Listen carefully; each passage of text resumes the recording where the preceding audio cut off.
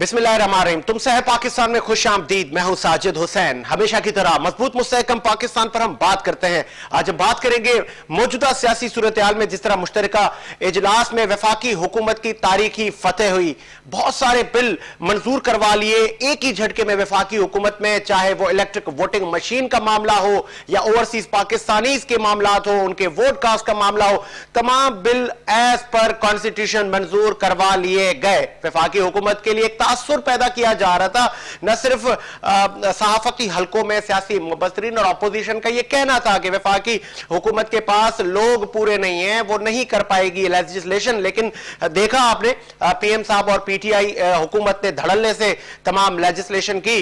और साबिक सदर आसिफ अली जरदारी साहब का भी कहना था कि ये जो लेजिस्लेशन हो रही है इसका फायदा भी आगे होगा बहुत सारे लोगों को। इन तमाम चीजों पर बात करेंगे और अपोजिशन के शिकवे कितने सही हैं कितने गलत हैं इस पर भी हम बात करेंगे। आज हमें ज्वाइन करेंगे प्रोग्राम में पाकिस्तान तहरीक इंसाफ के मेंबर नेशनल असेंबली लाल माली साहब, उनके साथ हमें ज्वाइन करेंगे सीनियर जर्नलिस्ट हैं आप तसद्दुक गौरी साहब हमें ज्वाइन करेंगे और दीगर लोगों को भी प्रोग्राम में शामिल करेंगे। इस वक्त हमें ज्वाइन किया लाल माली साहब ने। माली साहब खुश आमदीद कहेंगे, क्या आप सुन सकते हैं? जी, आपकी आवाज आ रही है मुझे। बहुत शुक्रिया सर, आपने विनस एचडी को टाइम दिया। सबसे पहले ये बताइएगा कि इजलास हुआ और तमाम बिल भी आपने मंजूर करवा लिए, लेकिन ये जो शको शुबात और जो शिकवे किए जा रहे हैं कि हम सुप्रीम कोर्ट जाएंगे, ऑपोजिशन अभी भी आप से इत्तफाक में नजर नहीं आती, तो आपको लग रहा है कि सुप्रीम कोर्ट के फैसले आपके हक में आएंगे?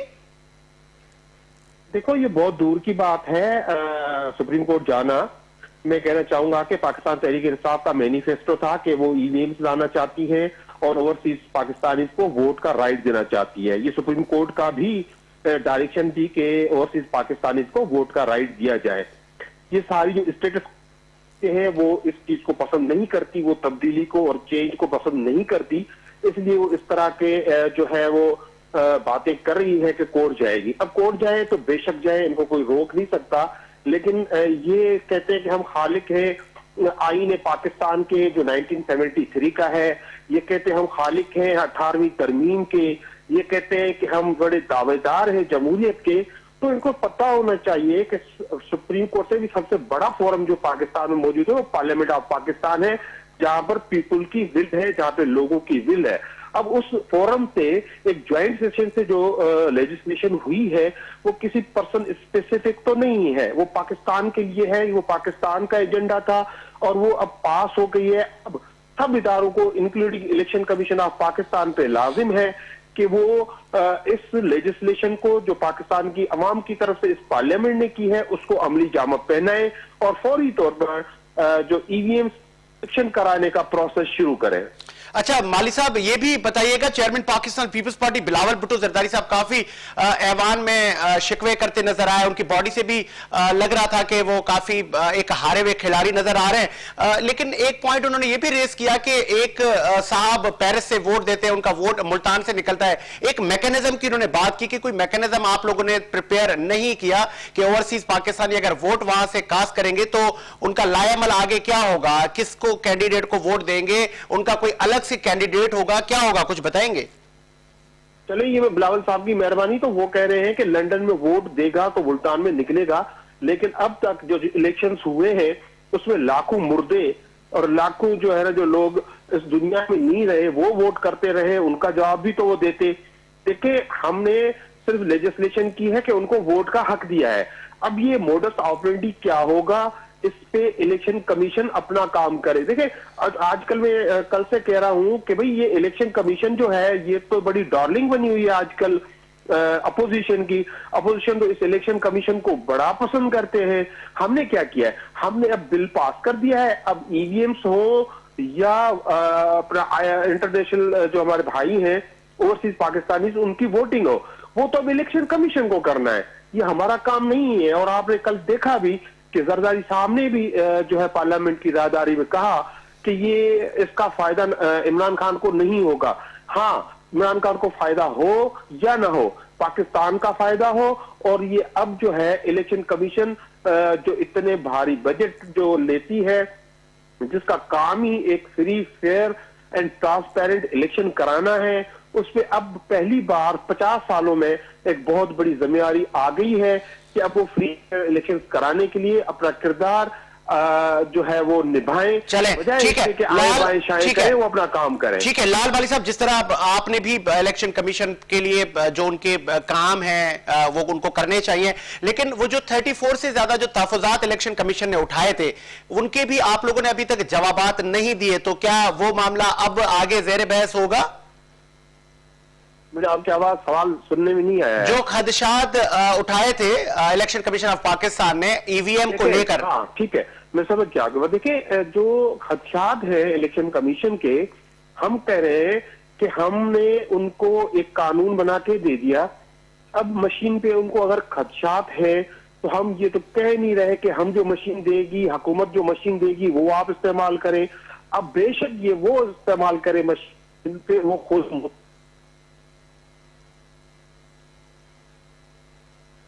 क्या आप सुन सकते हैं लाल माली साहब?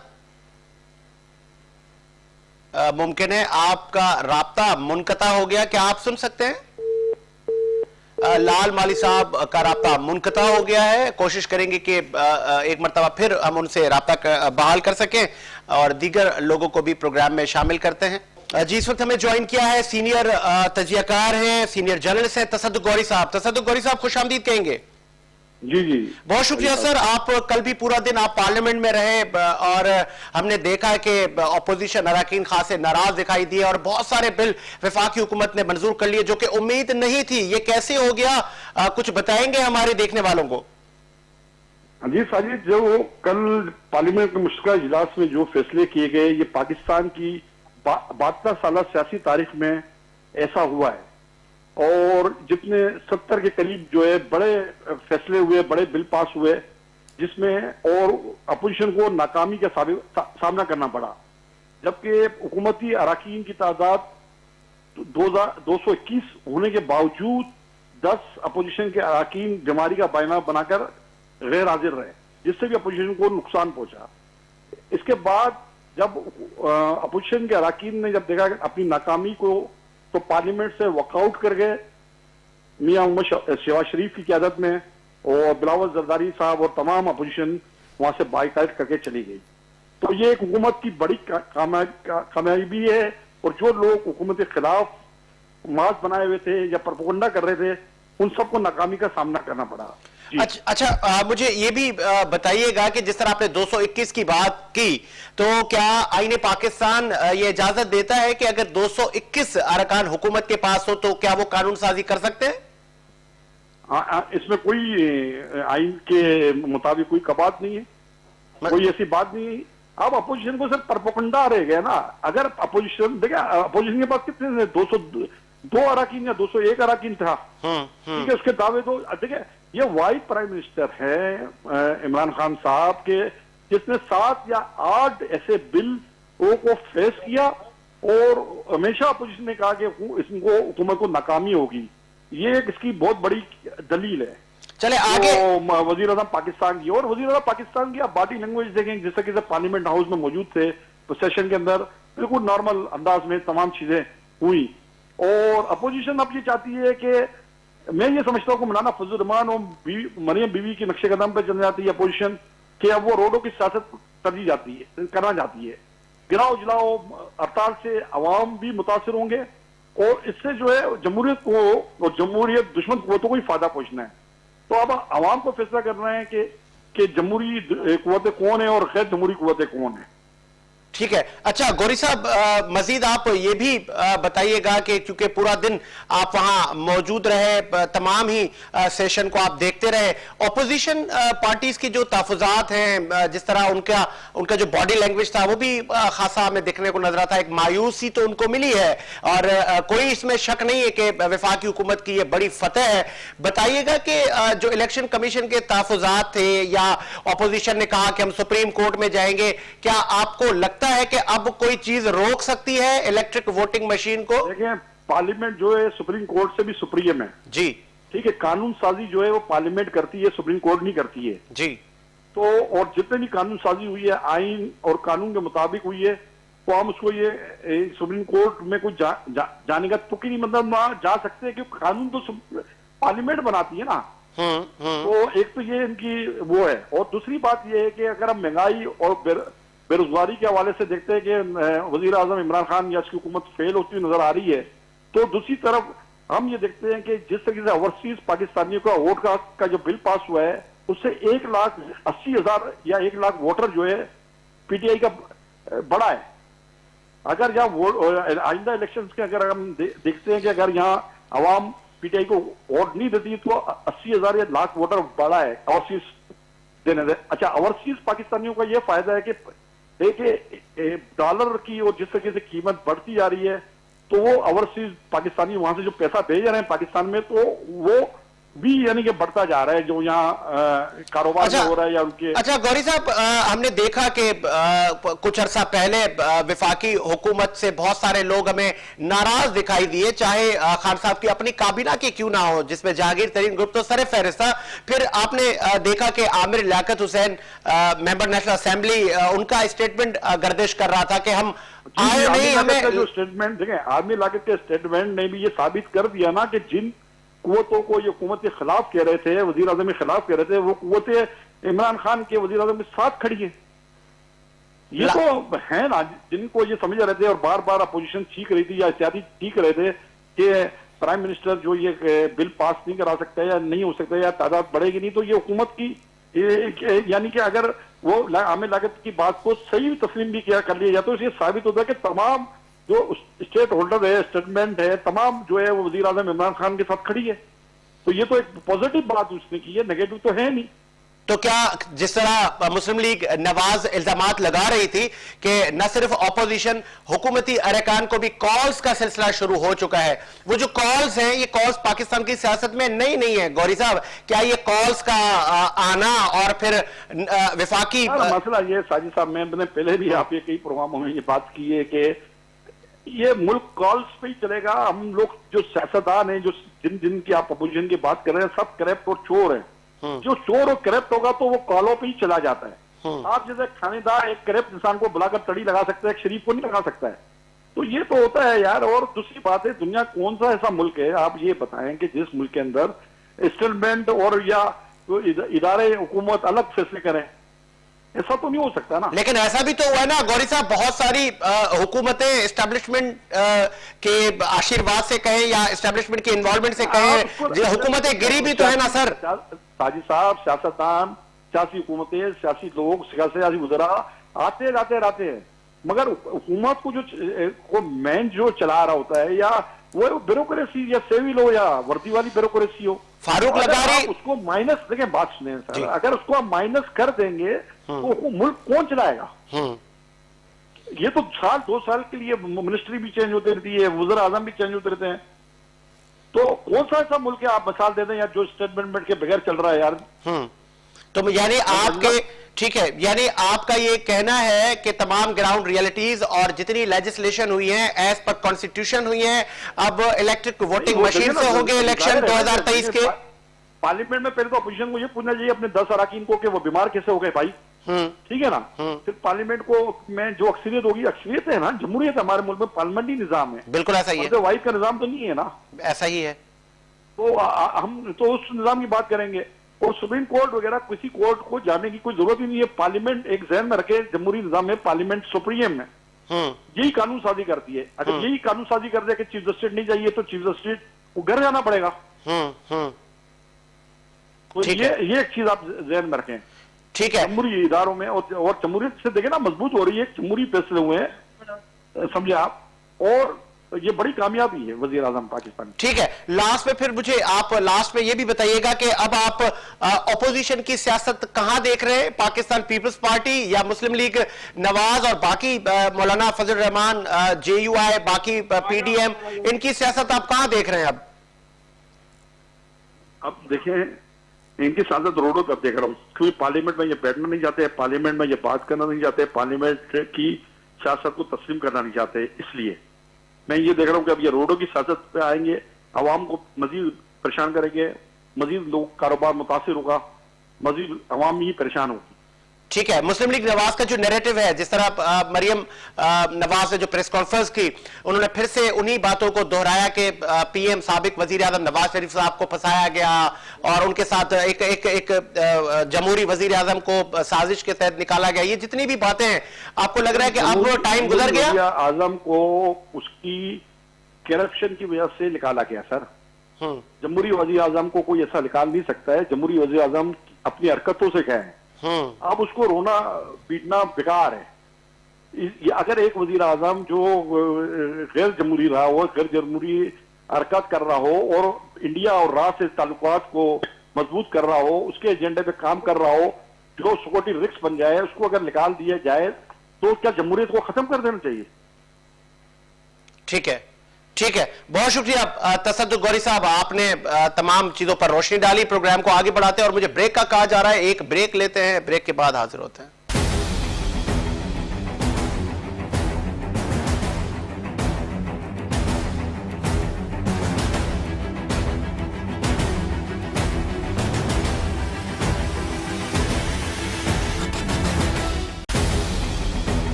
ब्रेक के बाद खुश आमदीद साबिक सीएम सिंध और मुआविन खुसूसी वजीर आजम जनाब डॉक्टर अरबाब गुलाम रहीम साहब ने हमें ज्वाइन किया है। सुन सकते हैं सर? मैं आवाज करूं? हाँ जी, मैं सुन रहा हूँ, बताइए चले आवाज। बहुत शुक्रिया सर, आपने टाइम दिया। सबसे पहले आपको मुबारक हो कि तारीखी लेजिस्लेशन आपकी हुकूमत ने की, लेकिन ऑपोजिशन के जो शिकवे हमें नजर आए, चाहे वो chairman Pakistan peoples party Bilawal Bhutto या कायदे हिज़्ब इख्तिलाफ शहबाज शरीफ हो, उनके शिकवे अब क्या सही है या आपको लगता है कि अब वो किसी काम के नहीं और आपकी जीत फाइनली हो गई है? यार, उनके शिकवे तो डे वन से, जब से इमरान खान जो है प्राइम मिनिस्टर बना, उनका तो शिकवा यही है कि इमरान खान प्राइम मिनिस्टर क्यों, हम क्यों नहीं है। ये शिकवा, इसका तो इलाज हमारे पास है नहीं। अब बारी इमरान खान की है तो चला रहे हैं। जब उनकी बारियां थी तो वो तो कहते थे 5-5 साल पूरे करने तो हमें, तो उनको अगर वो खुद नहीं कर सके तो उनकी पार्टी के जो भी प्राइम मिनिस्टर थे टेन्योर, तो उनकी पार्टी को 5-5 साल का मिला है। तो और इमरान खान की बारी है, वो चला रहे हैं, चलाने दें। अब अगला टेन्योर किसका होगा ये तो अल्लाह जाने, तो अगले मिनट का कोई पता नहीं होता, अल्लाह को ही पता है। तो सर, ओवरसीज पाकिस्तानीज को आपने वोट का हक दिया, ये आपके मंशूर में शामिल था, बहुत अच्छी बात है, लेकिन इलेक्शन कमीशन के तहफुजात भी जेर बहस हैं, फिर सुप्रीम कोर्ट से पे जाने की बातें की जा रही हैं। आपको लग रहा है कि अब कोई हरबा काम नहीं करेगा? देखें जी, इलेक्शन कमीशन पे खुद हमें एतराज है, क्योंकि इलेक्शन कमीशन खुद सिलेक्टेड है। एक सिंध का मेंबर पीपल्स पार्टी का है और पंजाब का मेंबर जो है नून का है, कोई फलाने का है। जब इस तरह से चू चू का मुरब्बा होगा तो फिर एतराजात तो जो है ना सियासतदानों को होना चाहिए। इलेक्शन कमीशन को क्या एतराज होना चाहिए? उसने थोड़ी इलेक्शन लड़ना है, इलेक्शन तो हमने लड़ना है। उन्होंने फेयर इलेक्शन को, और अगर देखें दुनिया में ये इलेक्ट्रॉनिक का सिस्टम जो है ना हर चीज में आ रहा है, तो ये तो एक टेक्नोलॉजी है, टेक्नोलॉजी के थ्रू जो है ना कई चीजों का ठीक किया जा रहा है। तो ये एक टेक्नोलॉजी है, इसको कोशिश करते हैं कि शायद इसके थ्रू इलेक्शन फेयर हो जाए। अरबाब गुलाम रहीम साहब, आरटीएस सिस्टम पे भी शिकवे किए गए कि फेल किया गया उसको और इलेक्शन को इंजीनियर्ड किया गया। आपको नहीं लगता कि अब अगर इस इलेक्ट्रिक वोटिंग मशीन से इलेक्शन हो गए तो फिर तो कहीं ये शिकवे नहीं होंगे कि खान साहब ही बदजिद थे और वफाकी हुकूमत की कोई इन्वॉल्वमेंट थी, उन्होंने फिर से इलेक्शन चोरी किया? ये इल्जाम फिर आप पे फ्यूचर में लग तो नहीं सकता?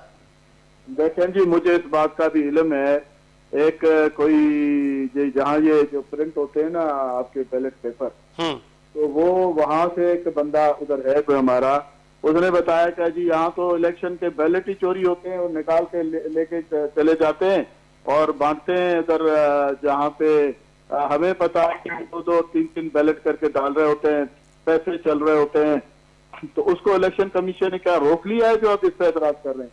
उधर तो कोई, मैं आपको बताऊं 13 में मैं दुबई में था, मैंने एक पार्टी रजिस्टर कराई पीपल्स मुस्लिम लीग।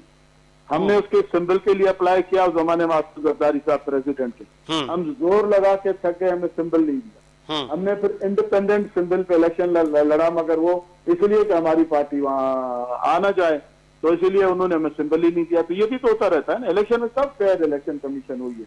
चले, इधर हमने सुना है फिर एप्लीकेशन ही नहीं सुनते, ठीक है। और उधर जो आपके प्रोविंशियल हेड हैं वो बिक रहे होते हैं, आपके डिस्ट्रिक्ट में जो इलेक्शन के लोग हैं वो बिक रहे होते हैं, आपके जो आपके वो होते हैं प्रिजाइडिंग ऑफिसर और ये और वो, वहां पे से तो क्या पहले सब कुछ ठीक चल रहा था ना, तो अब खराब हो गया है। ठीक है डॉक्टर साहब, अब मैं अब सवा काला मुंह हो जाएगा तो और देख लेंगे फिर। चले डॉक्टर साहब आखिर में बाई इलेक्शन होंगे, सुनने बाई इलेक्शन होंगे, उसमें इलेक्ट्रॉनिक मशीन टेस्ट हो जाएगा, लोकल बॉडीज के इलेक्शन हो गए उसमें इलेक्ट्रॉनिक मशीन टेस्ट, और 2 साल पड़े हैं जनरल इलेक्शन में, तब तक देख लेंगे कि क्या करते हैं इलेक्शन। बहुत अच्छी बात की डॉक्टर साहब। लास्ट में मुझे सिंध पे बताइएगा कि सिंध में ऐसी कौन सी गिदड़ सिंह है पीपल्स पार्टी के पास कि दूसरी जमात क्लीन स्वीप हो जाती है और तीसरा अदवार पाकिस्तान पीपल्स पार्टी का सिंध में है। सिंध के लिए कोई लायाबल आपने बनाया है, किस तरह पाकिस्तान तहरीक इंसाफ को यहां से? अब सवाल ही बहुत लंबा पूछते हैं तो मैं क्या जवाब दूं। बात यह है कि गीदड़ सिंह की उनके पास यही है जो मैं कह रहा हूं ना, इसीलिए तो हम रो रहे हैं ना, इसी वजह से तो हम कह रहे हैं कि इलेक्ट्रॉनिक मशीन होनी चाहिए, लोग अपना जमीर का वोट दें। वहाँ एक तो गीदड़ सिंह की ये है कि लोगों के ऊपर पुलिस FIR, पैमान, दहशत, चोर, डाकू, जो वोट नहीं देता उसकी बकरियां चुरा लेते हैं, उसकी चीजें चुरा लेते हैं, उसके घर पे हमले कराते हैं, उसके जमीनों पे कब्जे कर लेते हैं। लोग बेचारे वोट के देने तक तो कमिटेड होते हैं, मगर इज्जत जान माल को खतरे में डाल के वोट देने के लिए लोग तो कमिटेड नहीं होते ना। तो ये सारा यहाँ तो माफिया, ये तो 12 साल से चल रहा है, कोई उसको रोकने के लिए तैयार नहीं है। आप सिंध में विन करेंगे? आवाम के थ्रू चेंज आएगी, आवाम के थ्रू ये वोटों को जो है ना इलेक्शन ही चुरा लेते हैं। लेकिन आप खुद देखें कि आसिफ जरदारी का अपना बयान था कि ये RO और DRO का इलेक्शन था, उन्होंने खुद बयान दिया। अब उसका और क्या, अब आपको सबूत चाहिए? और सिंध में EVM के थ्रू इलेक्शन होंगे, आप जीतेंगे?